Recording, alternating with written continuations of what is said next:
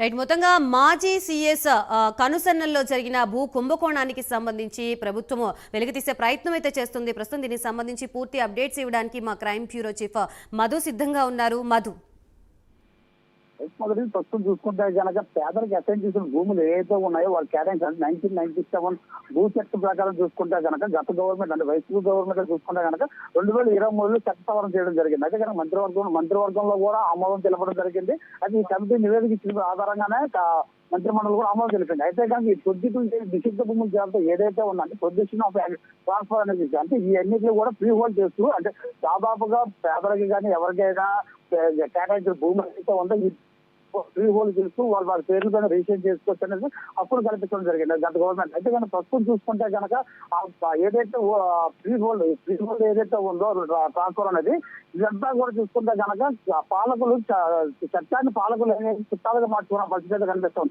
అయితే కనుక దీని పరిస్థితులు చూసుకుంటే కనుక ఈ చట్టానికి పేదల కోసం తీసుకొచ్చిన చట్టమా లేకపోతే పాలకుల కోసం తీసుకొచ్చిన చట్టమా పరిస్థితి అయితే కనుక కనిపిస్తుంది.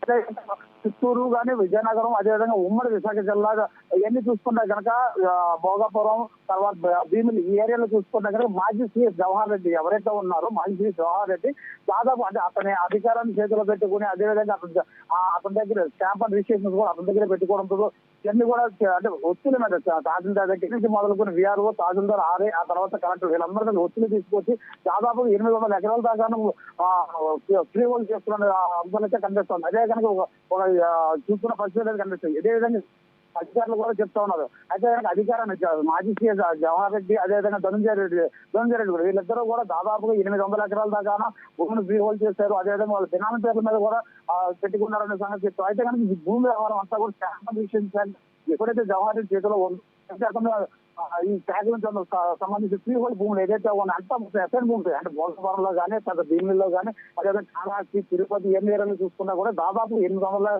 ఎకరాల పైగా కూడా చేశారని అంటే సవరణ చేయడం వీళ్ళ కోసమే చేసుకోవాలనే పరిస్థితులు కనిపిస్తామని చెప్పుకోవచ్చు. అదేవిధంగా 19 అంటే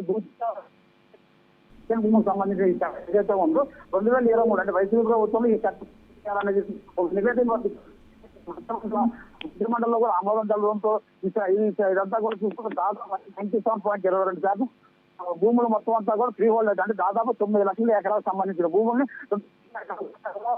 రిజిస్ట్రేషన్ లావాదేవీలు అంటే దీని మీద ఇప్పుడు కొత్తగా వచ్చింది కూటమి ప్రభుత్వం ఏదైతే ఉందో ఒక 3 నెలల పాటు ఫ్రీ హోల్డ్ క్యాన్సిల్ చేస్తూ ఉత్తర్వులు జారీ చేయడం జరిగింది. అయితే కానీ ఈ ఫ్రీ హోల్డ్ ఉత్తర్వులు ఎప్పుడైతే జారీ చేయడం జరిగింది అంటే ఈ భూముల్లో అవకతవకలు జరిగాయనేది నమ్మకంతో ఉండడంతో కూడా దీని మీద చూస్తున్న పరిస్థితులు కనిపిస్తాయి. అయితే కానీ ఈ ఫ్రీ హోల్డ్ ఈ భూములు నిలబడంతో కనుక వైసీపీ ప్రభుత్వంలో చేసిన అధికారులు కానీ పాలకులు కానీ వీళ్ళంతా కూడా చూస్తున్న పరిస్థితులు అయితే కనుక ఏదైతే భూదంలో జరిగిందో దాదాపుగాను 9 లక్షల ఎకరాలకు భూములు 2 లక్షల ఎకరాల వరకు కూడా రిజిస్ట్రేషన్ జరిగినాయి. ఆ తర్వాత బినామీ పేర్ల మీదను వాళ్ళ అధికారుల పేర్ల మీద కూడా మార్చారని కూడా చెప్తా వచ్చింది. అయితే కానీ దీని అంతటికి సంబంధించిన అంతా కూడా కూటమి ప్రభుత్వం నివేదికను ఇవ్వాలనే చెప్పి అధికారులు జరుగుతుంది.